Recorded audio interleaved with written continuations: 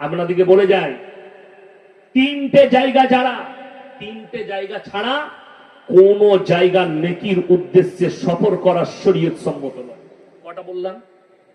তিনটে। নাম্বার 1, মক্কা আল্লাহর ঘর।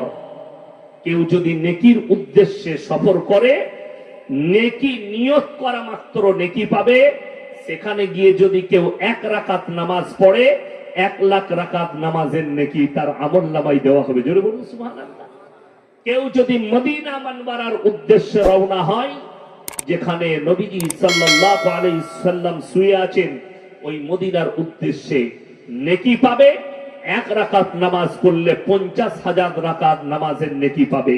নাম্বার 3, বাইতুল মাকদাস, যেটা নিয়ে ইরান, গাজা, ফিলিস্তিন যুদ্ধে জড়িয়েছে ইসরায়েলের সাথে। ওই মসজিদটার নাম হচ্ছে আল আকসা।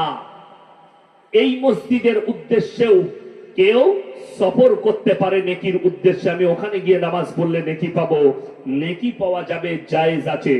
কেউ যদি বলে আমি কালকে সকালে গাড়ি ভাড়া করে আজমির যাব, জায়েজ নেই নেকির উদ্দেশ্যে। কেউ যদি বলে আমি বেরেলি যাব, জায়েজ নেই। কেউ যদি বলে পাথরচাবড়ি যাব, নেকি। আমাদের দেশে অনেক লোক জুম্মা পড়তে যায় বাস ভাড়া করে, পাথরচাবড়িতে জুম্মা পড়বে। কবরে মার খাবি, আর কিছু পাবি না। জুম্মা তোর গায়ে পর, তোর পাড়ায় পর, অসুবিধা নেই। আপনি গেছেন সিউড়ি কিংবা পাথরচাবড়ির উপর দিয়ে পেরিয়ে যাচ্ছেন, জুম্মার সময় হয়েছে, টাইম নেই, ঢুকে জুম্মা পড়লেন, অসুবিধা নেই, পেরিয়ে যাচ্ছেন। আপনি বর্ধমান আপনি কলকাতা যাবেন, আমার পুরসার উপর দিয়ে পেরিয়ে যাচ্ছেন, হাই রোডে দেখলেন জুম্মার টাইম হয়ে যাচ্ছে, তো পুরসায় ঢুকে জুম্মার নামাজটা আদায় করলি, এটা একটা আলাদা বিষয়।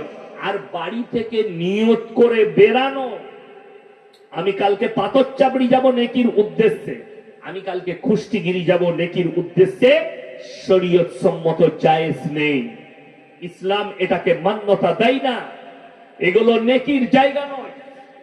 কবর জিয়ারত করা সুন্নত, বাপের করুন, মায়ের করুন।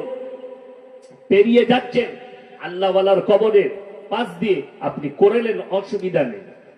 আপনি পেরিয়ে যাচ্ছেন, আল্লাহওয়ালার কবর আছে, আপনি জিয়ারত করেলেন, কবরস্থান আছে, জিয়ারত করেলেন, অসুবিধা নেই। কিন্তু নেকির উদ্দেশ্যে সেখানে সফর করা বড় কষ্টের বিষয়। আল্লাহর কাছে যতগুলো পাপ আছে, নিকৃষ্ট পাপ হচ্ছে শিরকের পাপ।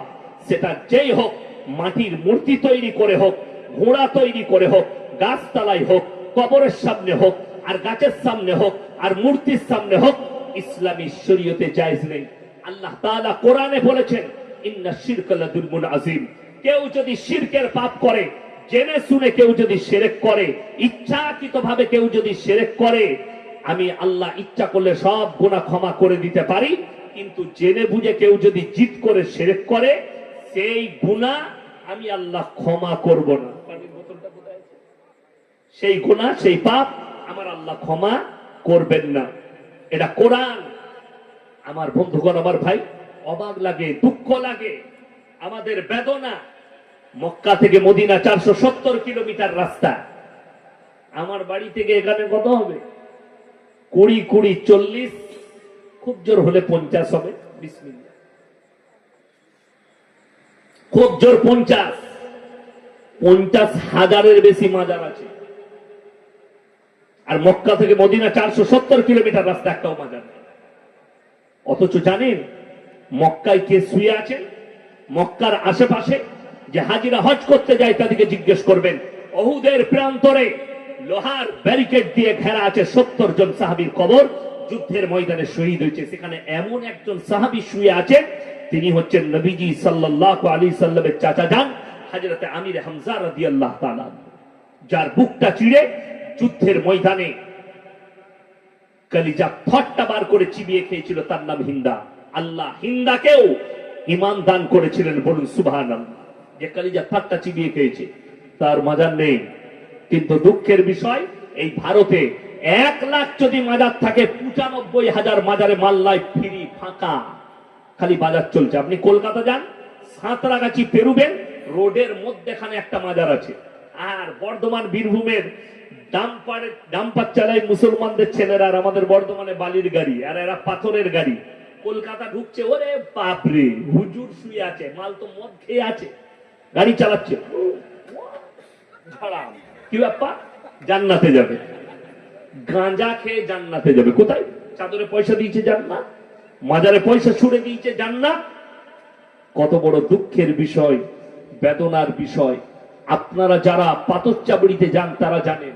আমি একটা জলসায় বলেছি, আজকে আবার বলে যাচ্ছি, গোটা পশ্চিম বাংলায় কারো যদি বিটি পালিয়ে যায়, বউ পালিয়ে যায়, লোকের সাথে কোথাও খুঁজে না পেলে পাথরচাবড়িতে পাবে। আমি বাস্তব বলছি। কেন? আমি কয়েকটা আমাদের বলছি তা না, বলে অমুকের বউকে নিয়ে পালিয়ে গেছে, কোথায় খুঁজে পেলে? বলে পাথরচাবড়িতে ঘর ভাড়া নিয়েছিল। বাস্তব বলছি। তাহলে যেখানে আল্লাহর অলি শুয়ে আছে সেখানে এই ধরনের পাপের কাজ। গাঁজার আসর বসে, মদের আসর বসে, লোটো, জুয়া, আলকাপ, সব কিছু পাপের কাজটা ওখানে হয়। কবরস্থান পবিত্র জায়গা না অপবিত্র? কথা বলে না? পবিত্র জায়গা। আচ্ছা বলুন, ওই পাথরচাবড়িতে মুসলিম অমুসলিম সবাই ঢুকে না? ঢুকে না? ঢুকে তো। আচ্ছা, একটা অমুসলিম ভাই জানে পবিত্র কি? কথা বলে না? জানে? ফরজ গোসল কাকে বলে? পবিত্রতা কাকে বলে? না পাক অবস্থায় প্রবেশ করে, অপবিত্র অবস্থায়। অথচ সকল মুসলমান জানে কবরস্থান পবিত্র জায়গা, সেখানে উজু করে যাও, পবিত্র অবস্থায় যাও। সেখানে বাপ দাদর কবর থাক আর না থাক, কবরে ঢোকার সময় সালাম দিতে হবে, আসসালামু আলাইকুম ইয়া আহলাল কুবুর। দেন না? দেন না? ঢুকে দে। আচ্ছা আচ্ছা, মাজারে যিনি শুয়ে আছেন ওটা কবরস্থান না কবরস্থান নয়? কবরস্থান। আচ্ছা, একটা অমুসলিম ঢুকলে সালাম দেয়, পবিত্রতা জানে? জানে না।